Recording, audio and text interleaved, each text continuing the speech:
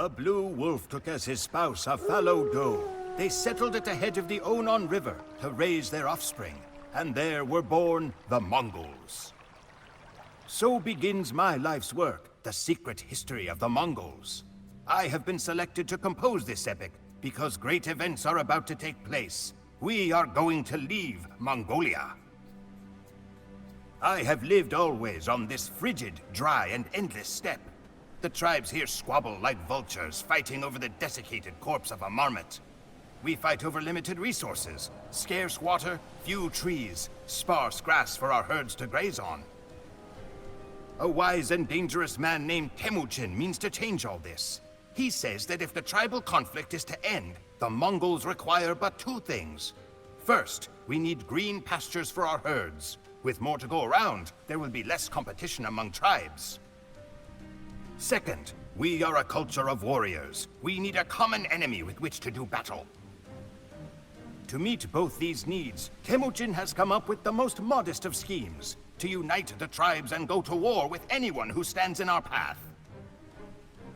How, we ask him, how can nomadic horsemen in felt tents embark on a campaign of world conquest? Temujin replies that we will not fight as warriors, but as a unified army. We fight not for personal glory, but for the glory of the Horde. And with those words, the name of Temujin has passed into almost obscurity. His name is replaced with the title, Great Khan, Genghis Khan. Nearly all of the Mongol tribes have united under the Great Khan. The chieftains of those tribes reluctant to join were boiled alive. Each day, new faces have taken up the bow. Unfamiliar hands hold the 9 bands of yak hair that has become Genghis' standard. There are more men and horses gathered in the camp than I ever knew existed. Horse archers and lancers, men in leather cuirass and silk armor, all lift their heads upward to the platform from where Genghis speaks. The Great Khan calls himself the punishment of God. Men smile like hungry wolves. It is dawn on the first day of the Mongol Empire.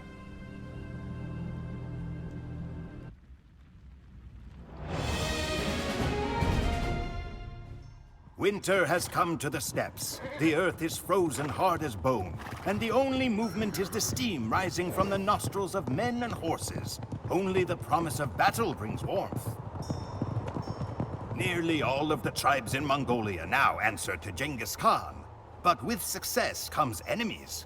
A man named Kushluk has challenged Genghis's right to rule. Kushluk sows discord among the Karakatai Khanate, and means to have himself proclaimed as a rival Khan. Genghis cannot allow these transgressions to go unpunished. He needs to set an example. So we ride west to find and slay Kushluk. If the Karakatai shelter him, then their lives are forfeit as well. Genghis Khan knows that there are weapons aside from the lance and bow. He is a master of mental warfare. Just as he has made an example of Kushluk, he makes examples of enemy lands. When we first encounter a new adversary, the Great Khan spares no one. We ride to the closest town, slay every living thing, burn down the city, sow the fields with salt, and make a mountain of enemy skulls. After that, the other towns are quick to send forth their emissaries, eager to placate the ravenous Mongol hordes. Now, all of Mongolia is in the grasp of Genghis Khan.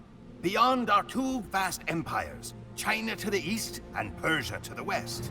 Persia is the sensible choice of battle, since it separates us from the rich forage pastures in Europe. But first, Genghis Khan has another score to settle.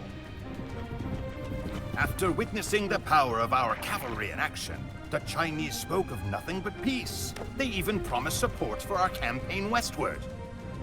But now that we have turned away from China, they have decided not to deliver the men and arms they promised Genghis. It is time for another demonstration.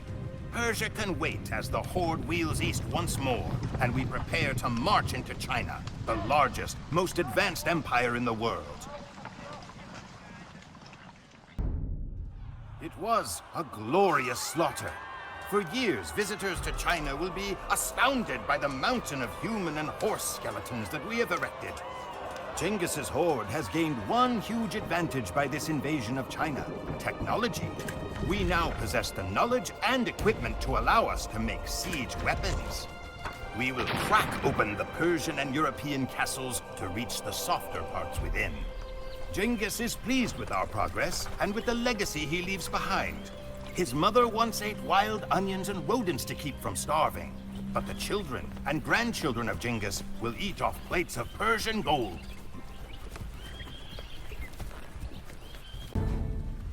Sleep in the saddle, drink the rain, eat nothing but dried meat, dried milk, and horse blood.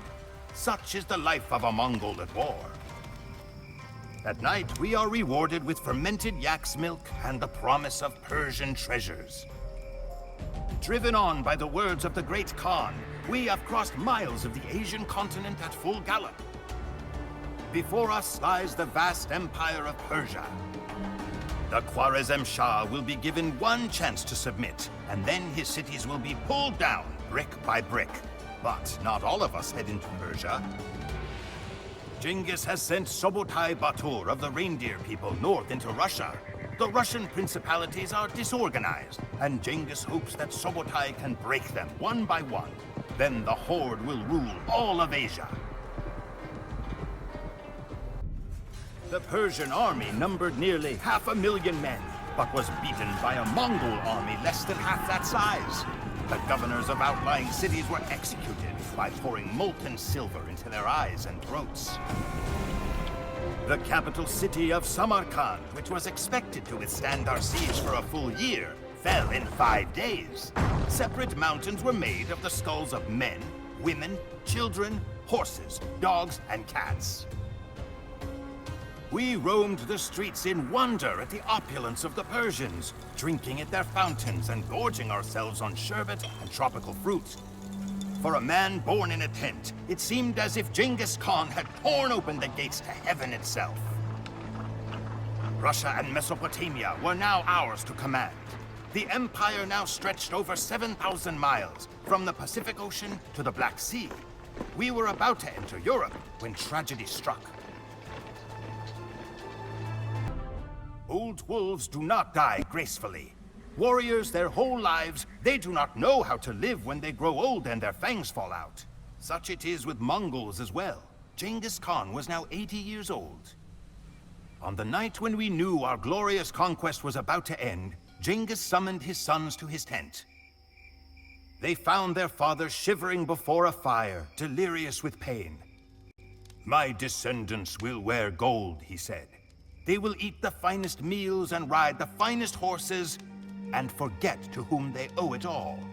A deed is not glorious until it is finished." And he refused to die until Ogadai, his third son, promised to continue the war. Ogadai emerged from the tent, carrying his father's bow, and declared, "This storm is not yet finished. I hear the sound of lightning, and it strikes in Poland." The church bells rang in Europe when they saw our horde pouring out of the mountains. The armies of Bohemia and Germany hastened to Poland's defense. To them, our army might have been from the underworld itself, still commanded by the shade of the great Khan. Old wolves do not die gracefully. Warriors their whole lives, they do not know how to live when they grow old and their fangs fall out. Such it is with Mongols as well. Genghis Khan was now 80 years old. On the night when we knew our glorious conquest was about to end, Genghis summoned his sons to his tent. They found their father shivering before a fire, delirious with pain. "My descendants will wear gold," he said. "They will eat the finest meals and ride the finest horses, and forget to whom they owe it all. A deed is not glorious until it is finished." And he refused to die until Ogadai, his third son, promised to continue the war. Ogadai emerged from the tent, carrying his father's bow, and declared, "This storm is not yet finished. I hear the sound of lightning, and it strikes in Poland." The church bells rang in Europe when they saw our hordes pouring out of the mountains. The armies of Bohemia and Germany hastened to Poland's defense. To them, our army might have been from the underworld itself, still commanded by the shade of the Great Khan. European knights fight as individuals, but Mongols fight as part of a united army. Laden down with armor, the Polish and Germans could not catch our quick-footed horses. Time and again, we fired flaming arrows at them, then retreated out of range. When the enemy cavalry pursued, we would lead them into an ambush. The ambush was always announced by the Nakara, a huge drum carried into battle on a camel. 100 times has the Nakara sounded on this day. We were ordered to cut off an ear of every victim. 9 large sacks of ears were sent back to Ogadai Khan. Only one power stands in our way. France and the kingdoms beyond are beaten from decades of crusades. If we break Eastern Europe, then it is likely that all of Western Europe will surrender. But to break the East, we must defeat Hungary. Hungary possesses the most formidable cavalry in all of Europe. They have not only the strength of European armor, but their horses are cousins to our own, having drifted in from across the Russian steppes. The Saho River that separates us from the army of Hungary is frozen, so we will be unable to deploy boats. Instead, the battle will be won or lost over who controls the bridge. Subotai is coming with reinforcements. If we can survive the charge of the Hungarian knights until Subotai arrives, then we can hope to take the bridge. Much rests on this simple bridge. If we capture the Saho crossing, we capture Hungary. If Hungary falls, so falls Europe. With Europe and Asia under Mongol control, our conquest of the world will be complete and final. Nothing stands between us and the Atlantic Ocean. The Mongol Empire comprises 2 whole continents. Europe and Asia belong to the hordes. Every place we have entered has changed forever with our passing. Russia, once filled with quarreling city-states, much like the old Mongol tribes, will forever be melded into a single gigantic empire. Genghis Khan forged the largest empire ever created in the life of one man. His body was carried back to the river Onon, where the legendary Blue Wolf and Fallow Doe once lived. He was buried in the ground, and 1,000 horsemen rode over the site to disguise it. Genghis Khan's final resting place was devoured by the steppes.